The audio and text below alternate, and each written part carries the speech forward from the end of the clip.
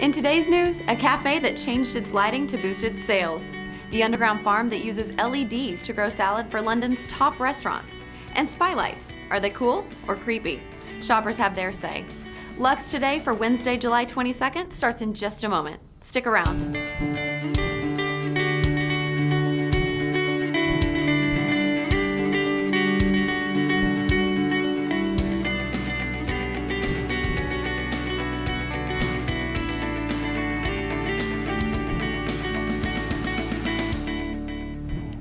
Hello and welcome to Lux Today for July 22nd. I'm Courtney Ferguson.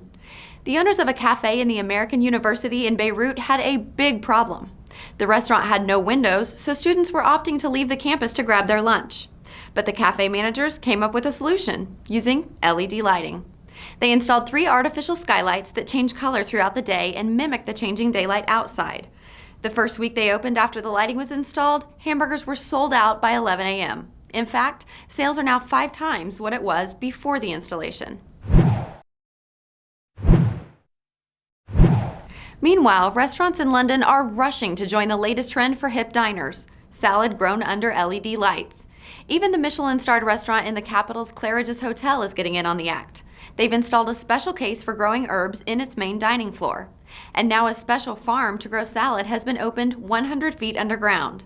Harry Wallop of London's Daily Telegraph reports. I'm off to visit a farm, but no wellies required today because I'm in central London. Now, where on earth could you grow food around here? There's a huge booming road and I'm surrounded by tall buildings. We're about to go underground. In fact, 100 feet underground below Clapham North Tube Station, which is just over there. I'm off to visit an experimental zero-carbon farm which grows salads, fruit and produce under the earth. Now this is London Underground property, and the farmers, if I can call them this, have leased the land off London Underground. The last time these tunnels were used properly was in the Second World War when they were air raid shelters, and like many bits of London Underground, they've lain unused for decades. I'm assured they're going to mend the lift in a few months' time. Right, we're finally... Wow.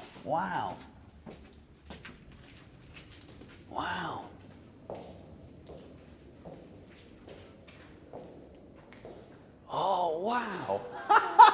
This is amazing. Well, there's a whole series, there's a network of tunnels here that stretch really far. And down there, in the distance, I can see the farm. How on earth can this be more environmentally and indeed more cost effective than growing stuff in a greenhouse with natural daylight?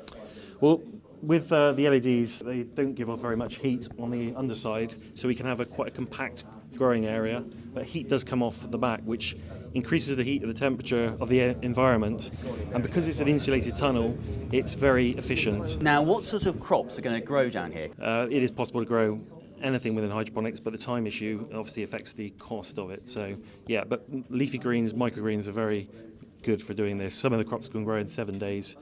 Well, there is obviously a little bit of a novelty value, yes, absolutely. But I was born, well, not born, but I was bred in London, and I, in fact, live no more than 10 minutes walk from here. So it's just wonderful to know that this produce can be produced in the centre of London and delivered to the doorstep of the restaurant within 24 hours. And that's a big plus. Speaking of lighting and tunnels, Lux has announced its first ever road tunnel lighting conference.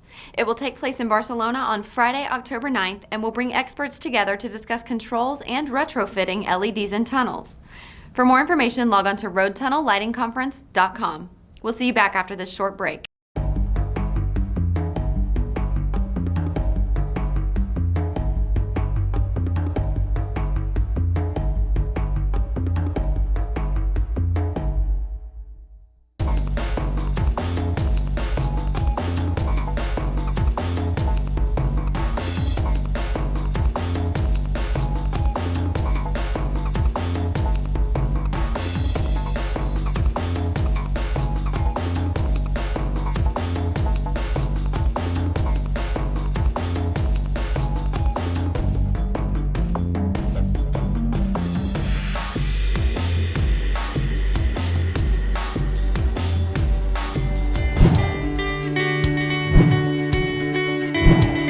Welcome back.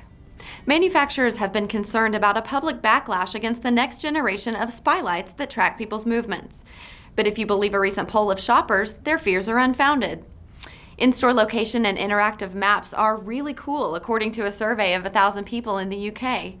The findings echo the results of a GE study, which concluded that shoppers don't mind sharing personal data via the lights. However, over 3/4 of consumers would find it creepy to be greeted by their name upon entering a store.